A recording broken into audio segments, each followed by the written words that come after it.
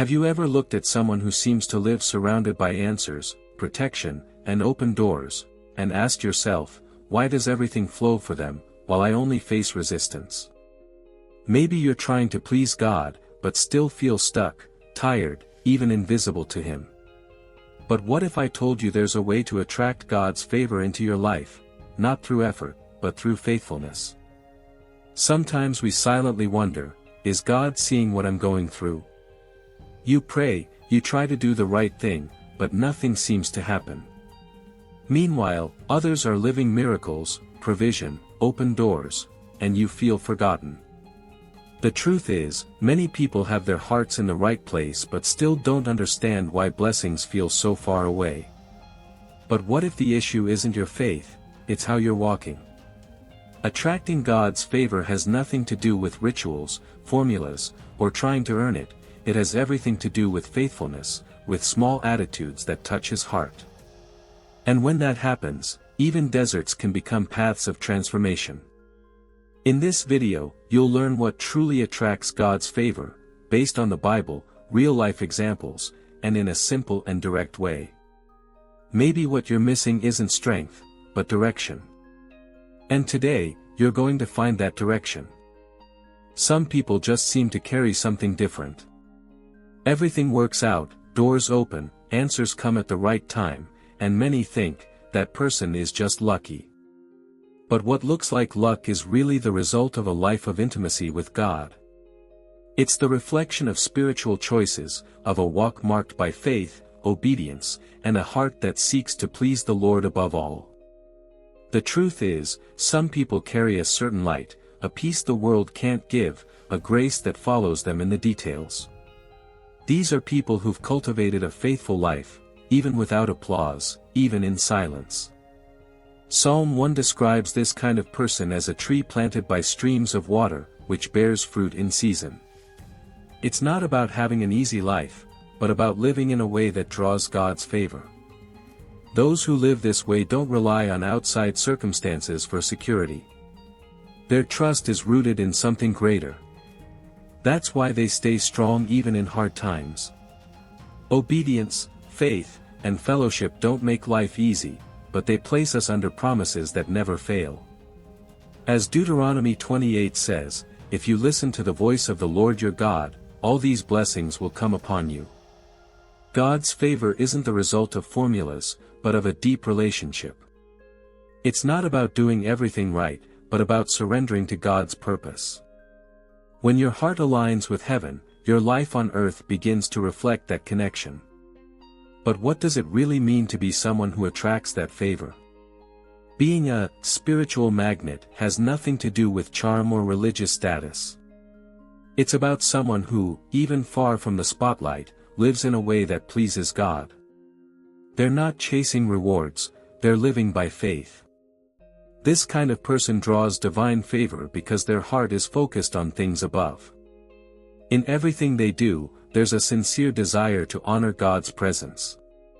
The Bible gives us clear examples. Joseph was betrayed by his brothers, sold as a slave, and thrown in prison, but in every stage, God was with him.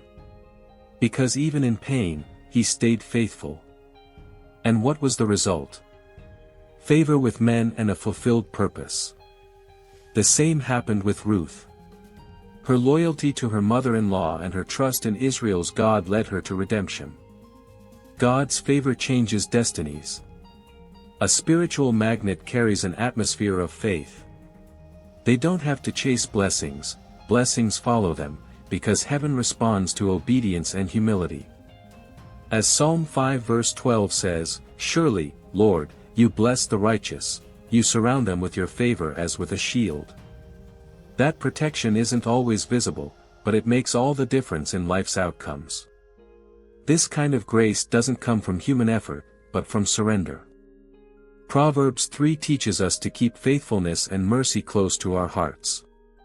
When that happens, God's favor, and favor with people, follows. But how can you tell if you're really living this way? What are the signs that God's presence is flowing through your walk? God's favor doesn't need to be announced, it shows through fruit. People living a faithful life show visible signs. They're generous even when they have little, they forgive even when they're right, and they stay firm when everything is falling apart. These behaviors don't come from human strength, but from the Spirit within. Their lives are like fruitful trees, anyone who comes near can taste grace. You can recognize a heart turned to God by how it treats others. Someone who attracts divine favor chooses compassion over indifference. When wronged, they respond with faith, not revenge. When offended, they offer forgiveness. These are the signs listed in Galatians 5: love, peace, patience, self-control. These signs not only build up the one who has them, but also touch those around them. A practical example: someone who prays consistently doesn't just become more spiritual, they become more patient, more discerning, more peaceful. A person who truly forgives walks lighter, free from bitterness. Someone who's thankful in every situation learns to see God's care where others only see chaos. These may be small choices, but they're full of faith. Living this way doesn't mean being perfect, but being in constant transformation. These signs point to a life walking closely with God.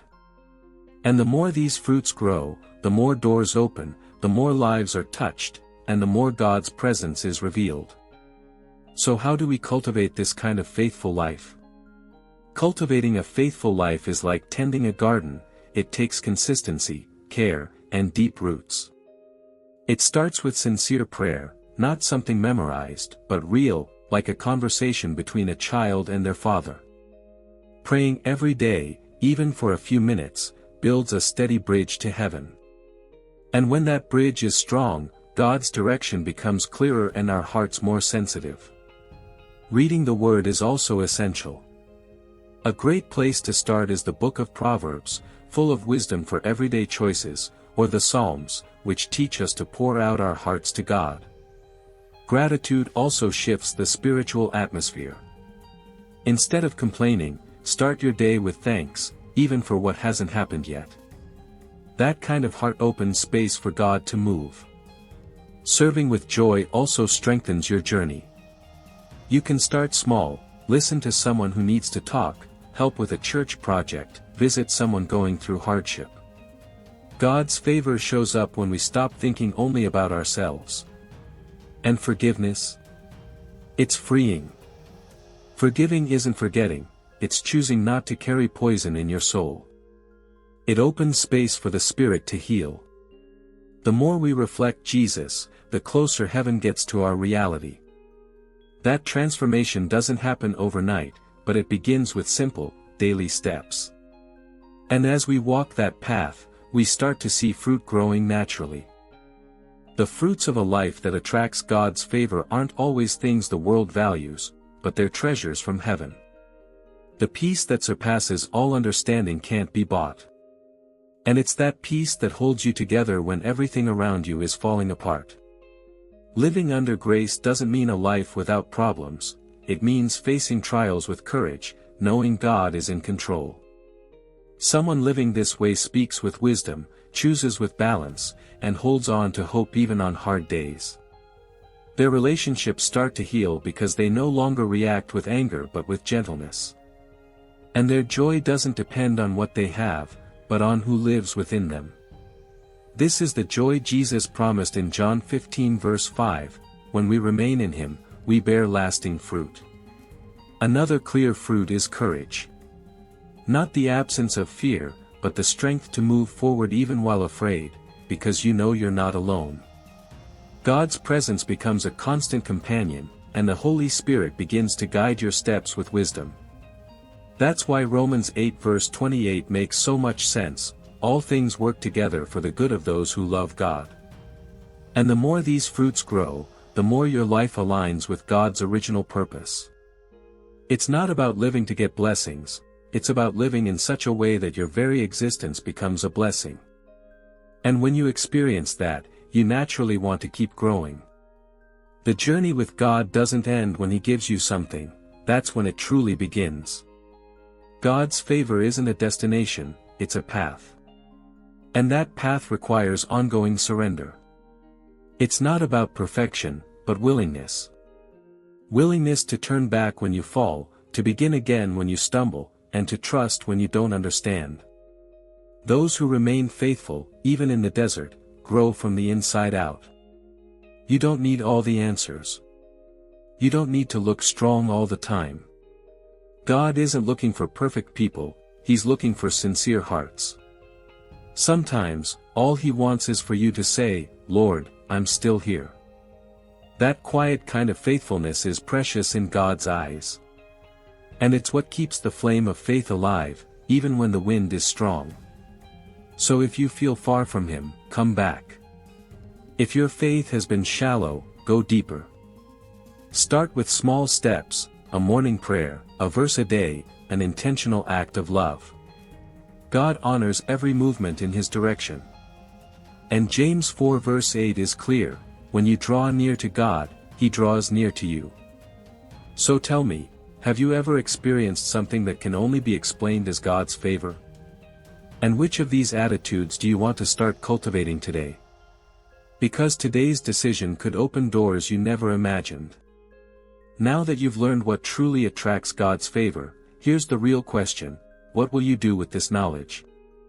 Will you keep living on autopilot, or choose to build a faithful life, even when no one's watching? Maybe your next step is to forgive someone. Or restart your prayer life. Maybe it's time to stop chasing blessings, and start living in a way that touches God's heart. God is ready to pour out grace on those who walk with Him, but this walk takes consistency, humility, and surrender. So reflect, what actions do you need to adjust to live a life aligned with God's will? And more importantly, are you willing to take that step, even if it's small? If this message spoke to you, don't leave without subscribing to the channel and turning on notifications. Here you'll keep learning about faith, prayer, and spiritual growth in a deep yet simple way. This is just the beginning of a new chapter in your walk with God. And remember, the Holy Spirit will guide you step by step, even when it feels hard. So let's walk together. Because your transformation starts now. This is your chance to slow down and truly listen to what He has to say. Don't put off what could change your life. God brought you here for a reason, and maybe now is when everything starts to make sense. So, what if this video is the beginning of something new? See you in the next message.